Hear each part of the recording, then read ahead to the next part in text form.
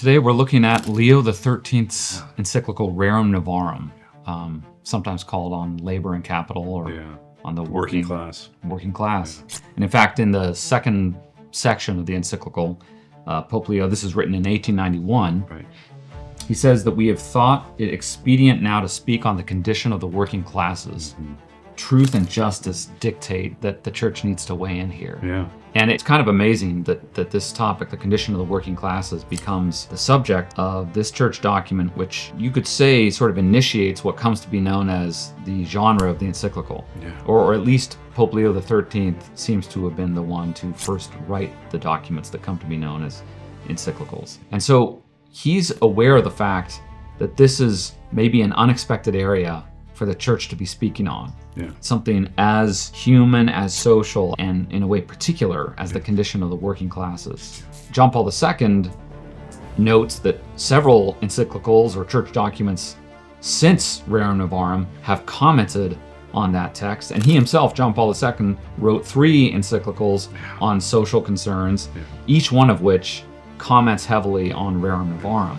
And one of them was the 100th anniversary of the publication of Rerum Novarum, right? Centesimus Annus.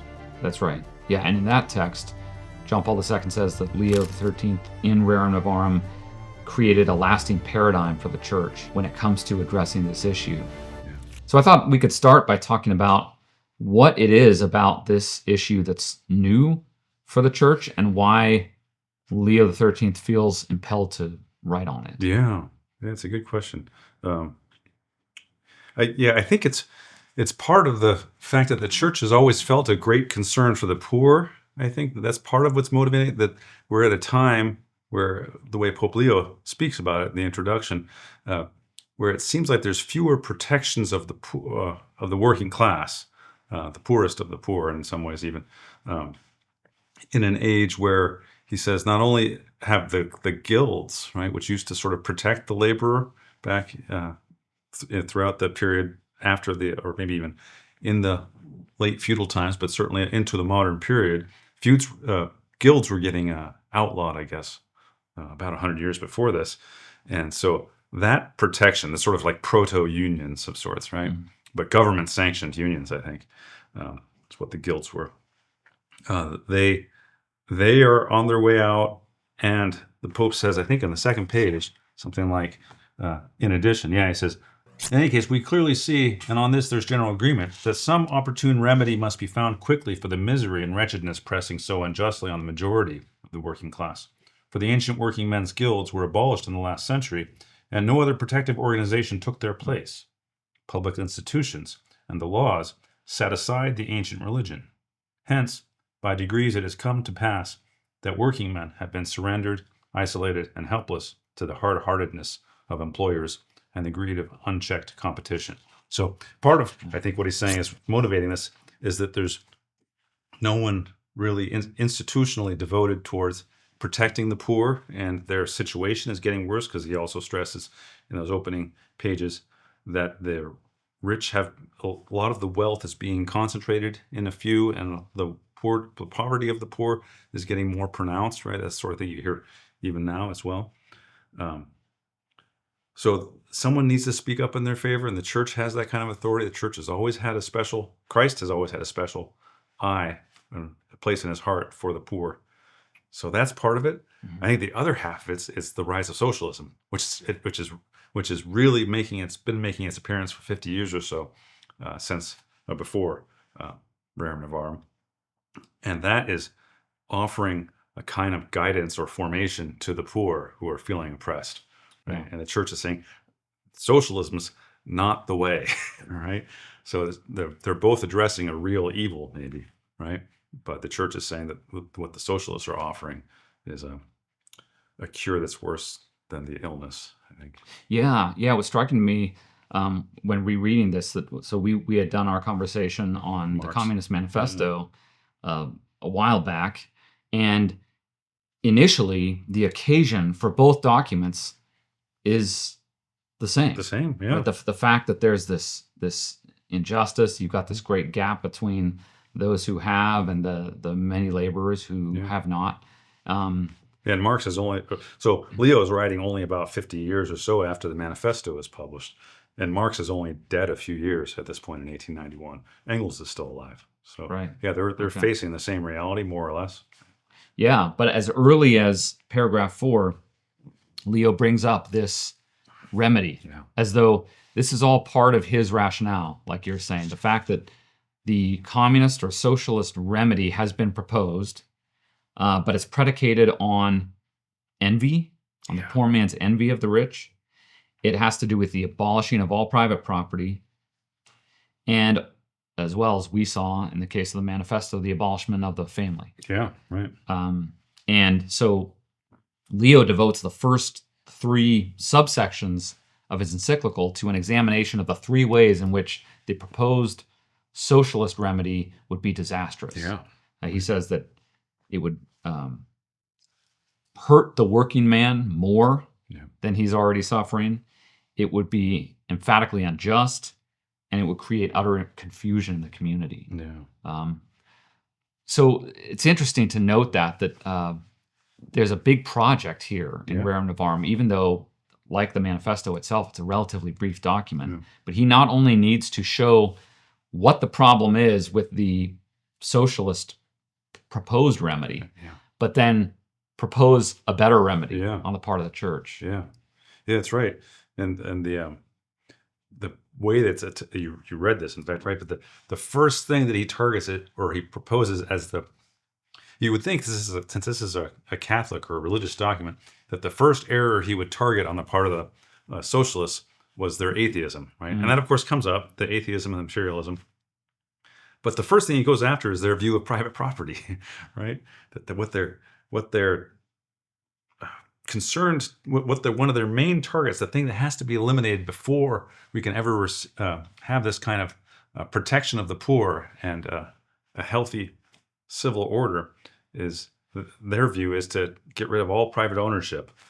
And the Pope says that's deeply wrong, and not just religiously wrong, right? Much of the argument is based on natural law. There's something even before the idea of a political order is the idea of possessing the things that you have worked upon, right, and formed, and that you need it just to survive and be fulfilled as a human being. So he's making that argument.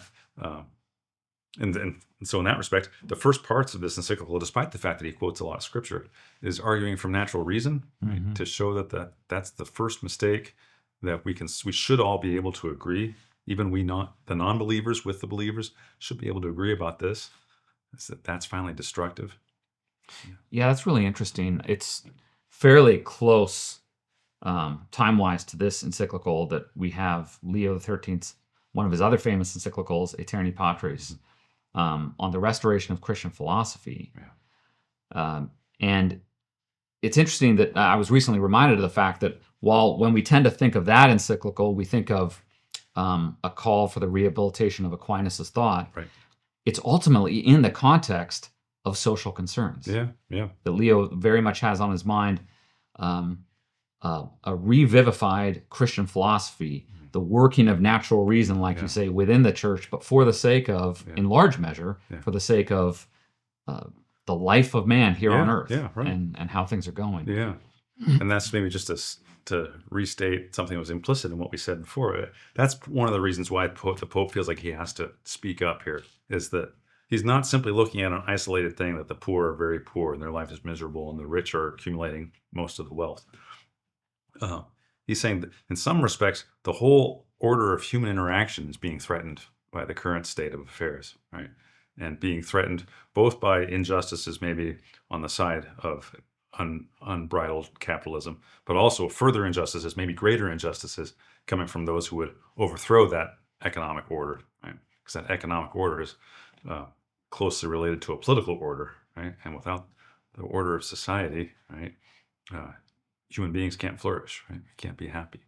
That's a good way to put it. About halfway through this rereading, it really struck me that a lot of the language he uses, the way he's putting the position of the church in regards to these affairs, is that of a father. Yeah. And it's as though he's looking to his children, which encompass the globe. Mm-hmm. Yeah. But it's a kind of, for the church, this is kind of like a serious domestic issue, you might say. Yeah. And the kids aren't getting along. Yeah. The human race is having a trouble, Yeah.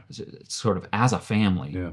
And that's grounded in the fact that something's happened in the industrial era that we haven't seen before. Yeah.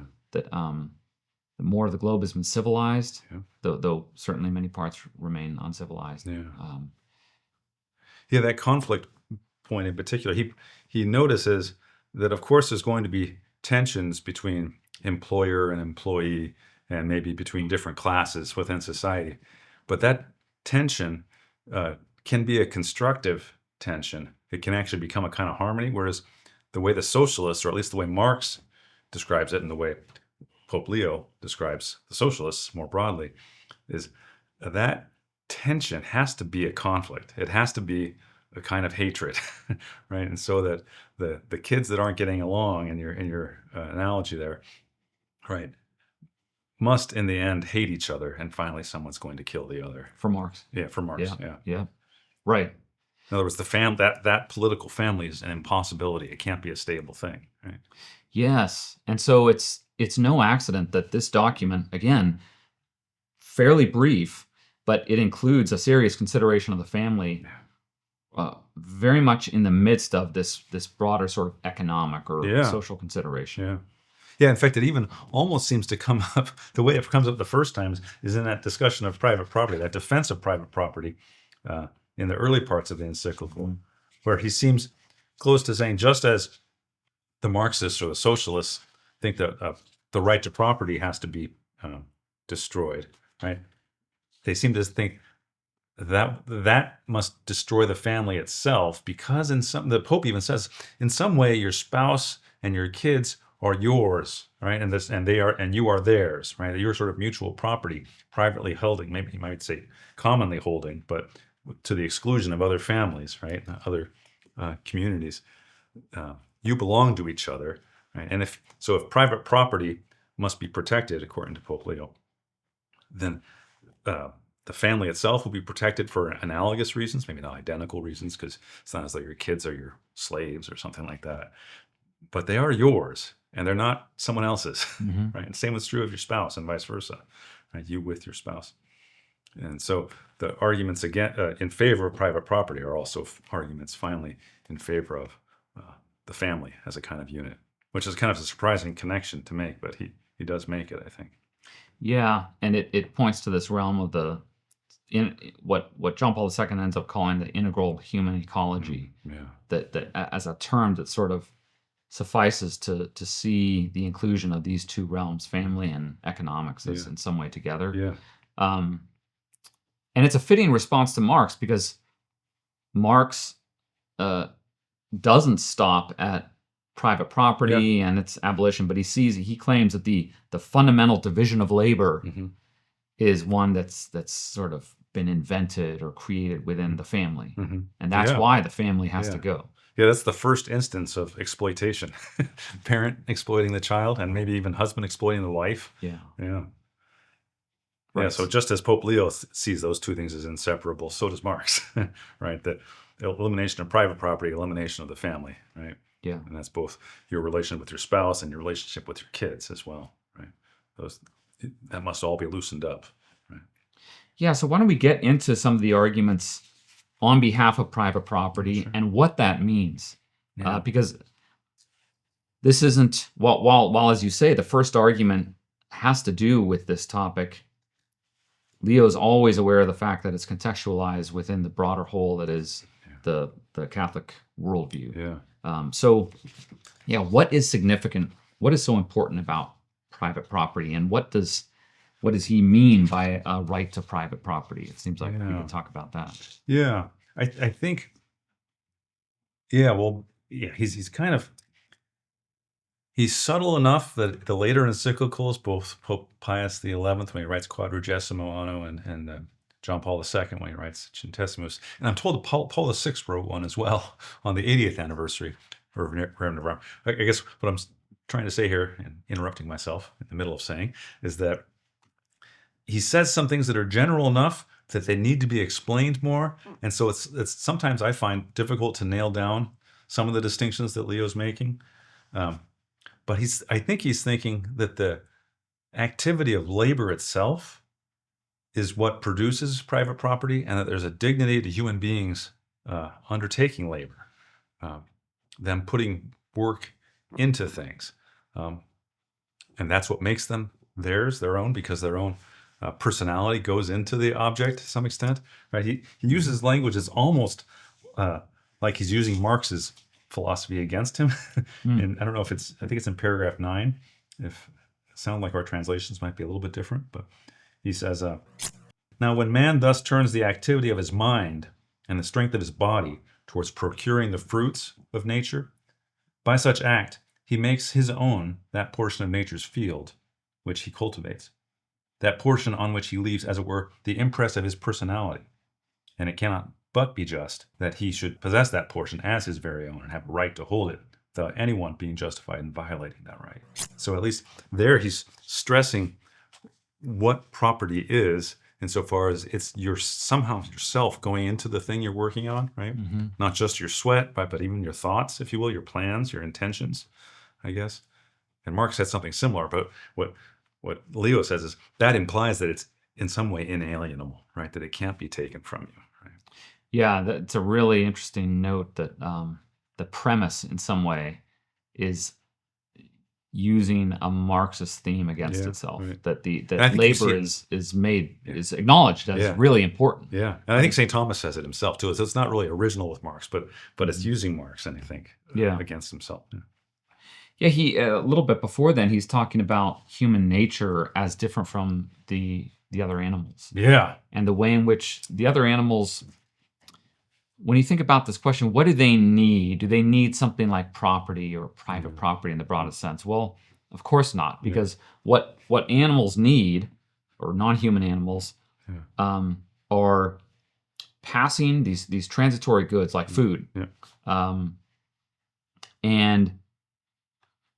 as far as their own consciousness is concerned, what they need is the satisfaction of a desire, of an appetite. Yeah. And there again, that's something that's transitory, simply. Mm-hmm. Whereas the fact that humans have reason means that while we also possess these animal needs, we have a directionality toward reality itself. Yeah. And Leo seems to want to link that up with the significance of private property. Yeah. That there be something that our reason can attend to, and you might say work on, perhaps through our bodiliness, that's lasting. Yeah. And that we can in some way stay in touch with, stay in contact with, and that's a part of what it is to be human. Yeah. As opposed to being a lion or a dog or something. Yeah. Yeah. The other way of putting that, or this is just maybe the same idea, that because we have reason, we have an ability to see the universal in a way, right? And the permanent and the enduring. And that's part of the reason what makes us act on things with a foresight towards distant future events, right? Or not just planning for our meals for that day or that week, but we are provident, if you will, right, about the world in a way that's more connected with the eternal. And so he says a side effect of that, it's not all there is to it, but a side effect of that is that we would need to hold on to things that we have changed, altered in some way, and made our own, and hold on to them in a lasting, semi-permanent way, right, for the rest of our lives, right, because of that foresight for the future. Again, not just for the sake of self-preservation, but for the sake of a civilization, right, that's going to last maybe beyond our own deaths, right? Is that making sense? Yeah. An example I think of very close to home here is something as simple as a book. Yeah.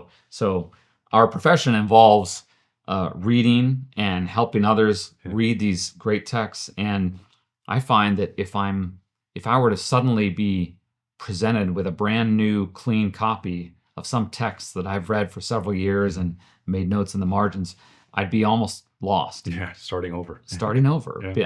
Because the impress of the way I've thought about these things and as reflected in the way I've marked up the text and so on, and its familiarity to me is really important for the continuation of the way I think about these things and the way I can present them to others.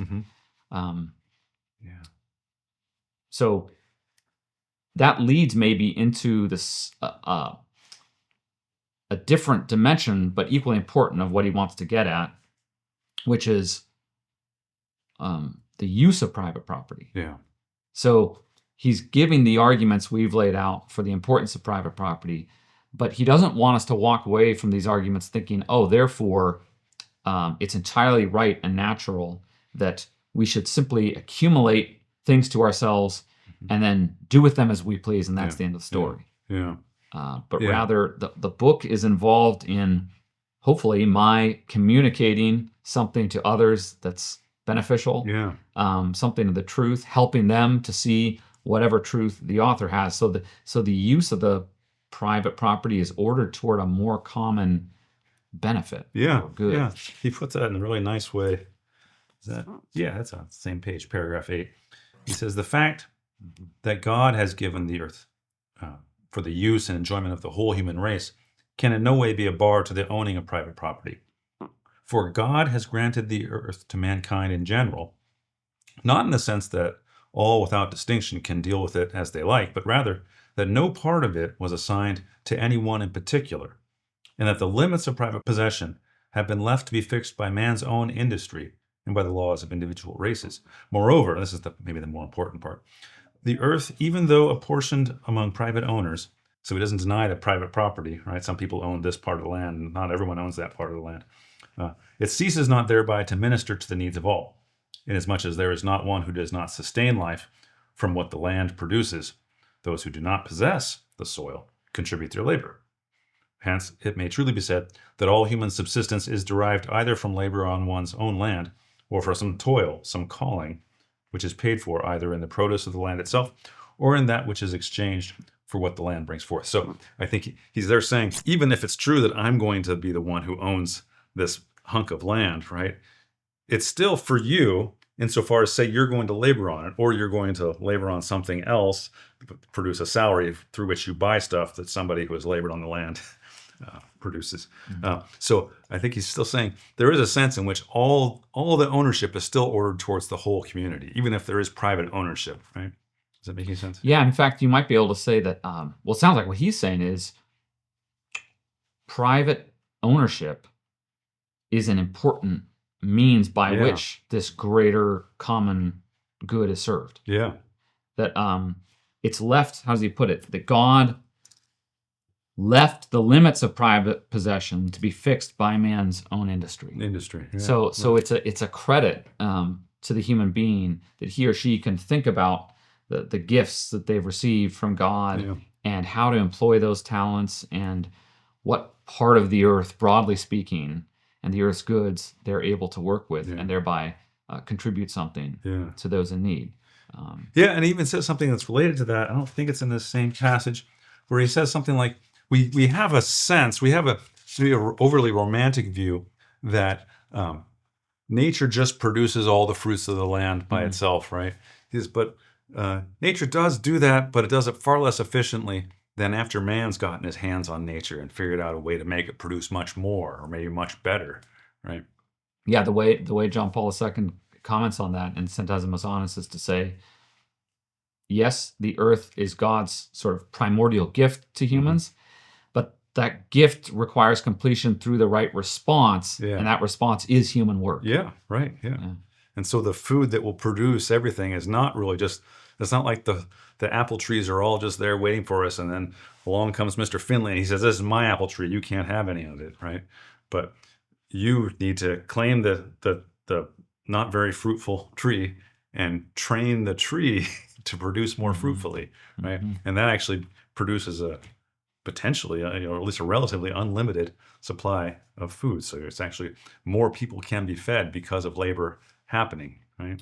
Yeah, so it seems like part of what's in the background here is this notion of the human as Leo puts it early on, as in the image of God. Yeah. Part of what that means is that we are sub-creators. Yeah. It's Tolkien's phrase. Yeah, right. But that we do the kind of thing God does.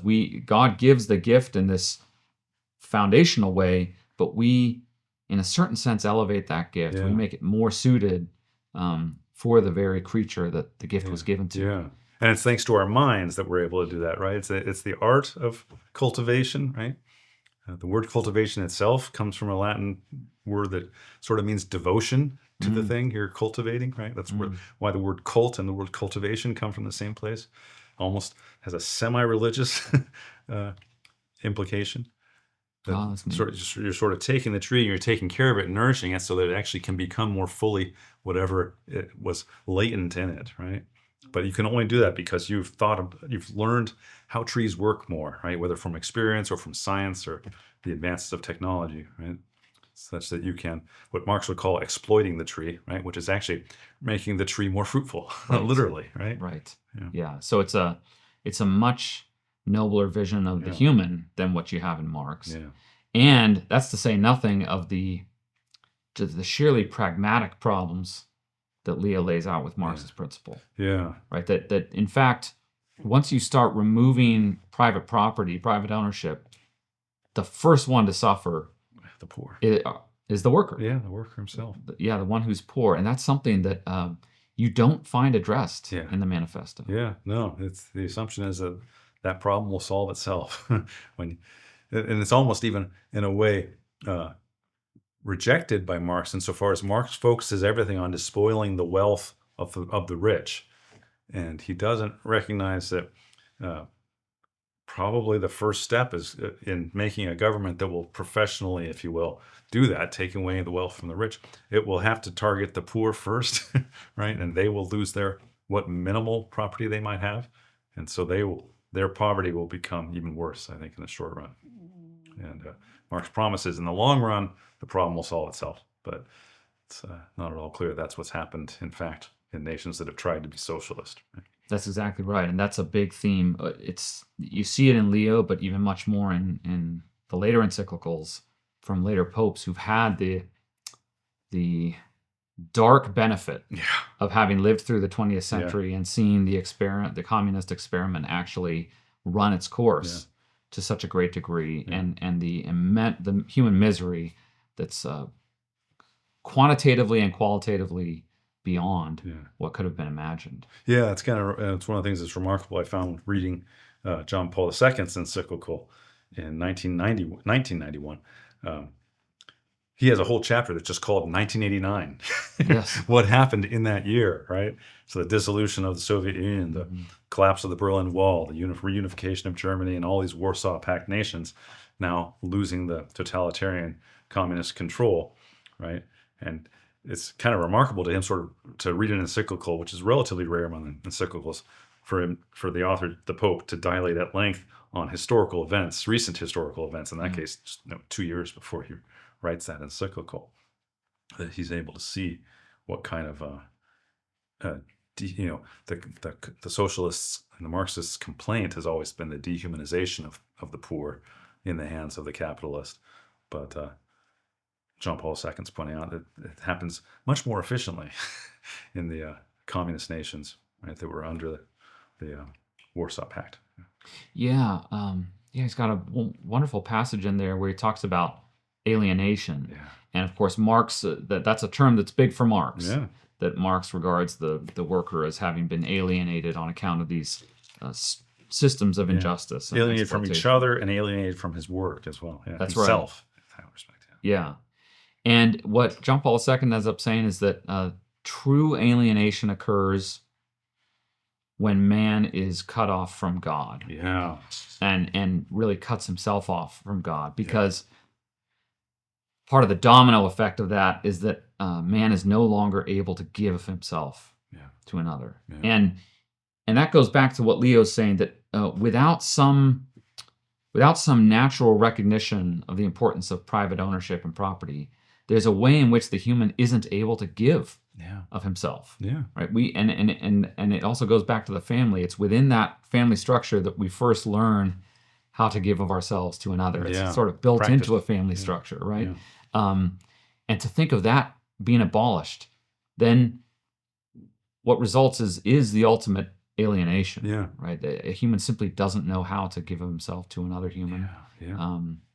And so that we can see alienation in these very materialistic Western societies. Mm-hmm. We can see it in the greedy, sorts of excessively capitalist structures in the 1800s. We can see it in communism and socialism because of the fact that the human being himself doesn't have the kind of connection to God or to other humans that's the very foundation of being able to love in the first place. Yeah, and in fact, that sort of connects with the fact that communism is, and Marxism and socialism tends to be materialistic in maybe both senses of the word. That is, not believing that there's a God, that there's a human soul that's immaterial and will live on. And that's the one kind of materialism. And there's sort of, they might call it the consumerist materialism, where the only thing that matters is stuff, right? Or property, right? And although Marxism its official line is to get rid of private property, it's still thinking that the human good, the highest human good, really is in taking care of yourself, right? And that'll probably mean taking care of yourself in a materialistic way. It's not necessarily that you'll be living a luxurious life, even in the Marxist utopia, right? But your concerns will be entirely this worldly, right? And fundamentally selfish, I think. Yeah. Right. It's hard to imagine too what would become of the whole realm of what we call, maybe crudely, intellectual property. Yeah.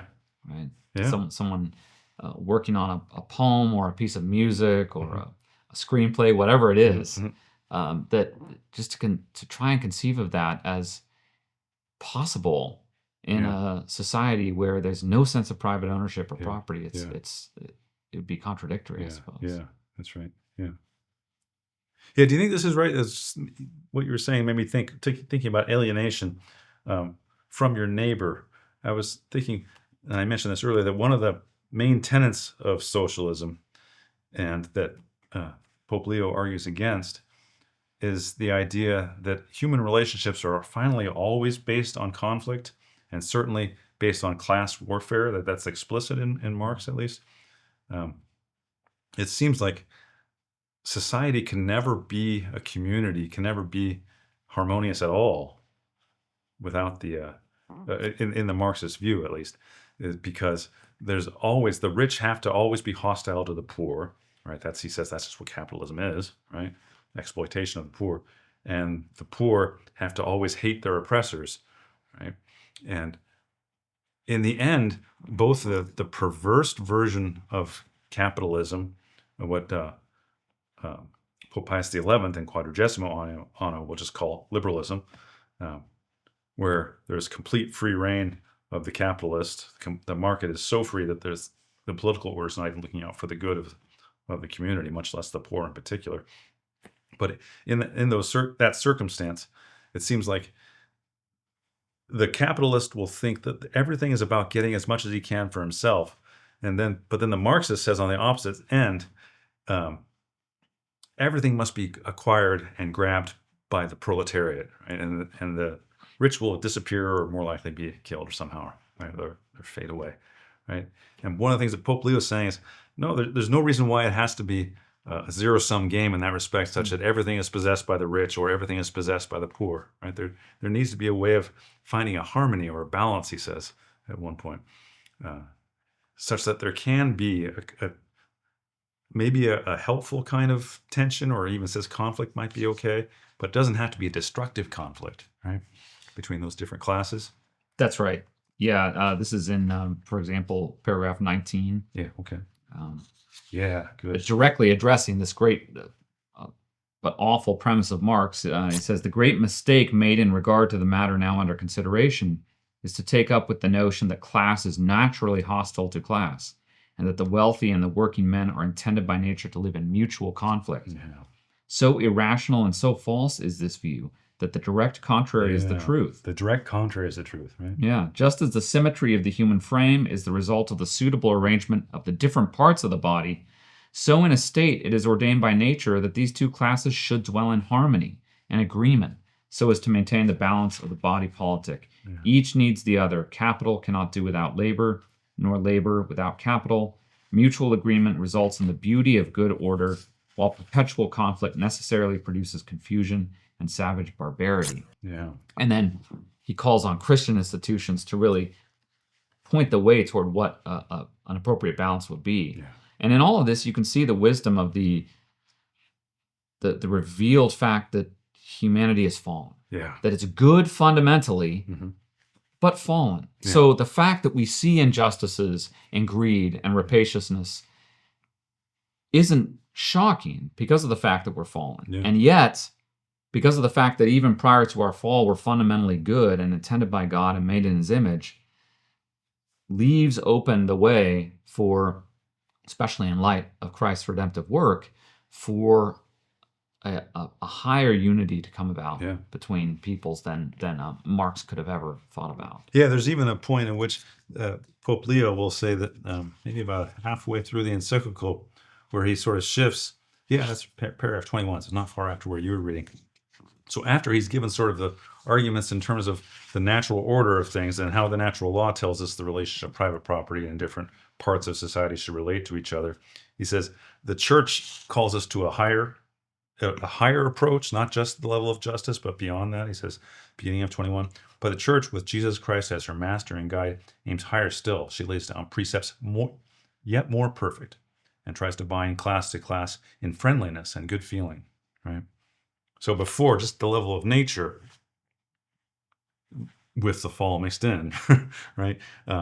There's going to be a tension between the classes, but he's saying if we really return to the faith, right, and the moral understanding of human relationships that the church and that Christ revealed to us, we could actually go even further in overcoming the natural tension between the rich and the poor.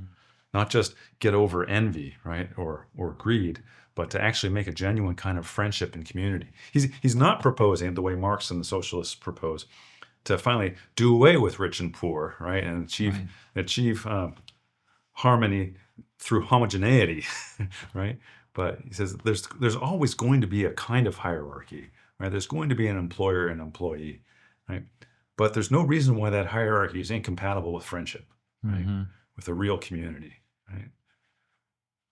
Yeah, that's a really beautiful insight, and it sort of fits with some of the reflections that he's given us again about the family. That you also see inequalities within the hierarchy family, there, boy. right, the generational and the parent to child and so on, and even among the siblings in certain ways. And yet, again, this is the place where we learn how to love, to think about others in a human way, to exercise our talents for the goods of others, to have some sense that sharing what we own and not coveting what others own. I was really struck by the way that he appealed to the commandments as a kind of defense of private ownership. That was the very fact that we're told not to covet our neighbor's goods or and he says wife. He says don't covet. He doesn't say do not steal, right? He actually says don't even covet, right? He goes to that commandment, not the commandment against stealing. I was struck by that as well, right? In other words, covets, as far as I can tell, it's just a fancier way of, or an archaic sounding synonym for envy, I think, right? Don't envy the people who are better off, right? That have a donkey that you want, or whatever it is that they would list among your neighbor's property in the book of Deuteronomy there. It's not just don't seize their stuff, right? That could be addressed to Marx, right? The stealing is wrong too, but even the envy is wrong. Right. And as you pointed out early on, I think you're quoting Leo when he said this, that's one of the things that the socialists are doing, is they're fanning the flames of envy as well, right? Greed is horribly destructive, but envy is as well, right? Yeah, and it goes all the way back to one of the insights that you get from Aristotle in his Politics. He talks about the two forms of society or regime you're most likely to encounter are democratic ones and oligarchic ones. Yeah. And it's just a recognition of the brute fact that, yes, all else being equal, typically societies are going to fall along the lines of rich and poor, those who have and those who have not. So this is an age-old problem. Yeah. And Aristotle notes a problematic tendency is going to be for the rich few to have contempt and for the poor many to have envy. Yeah.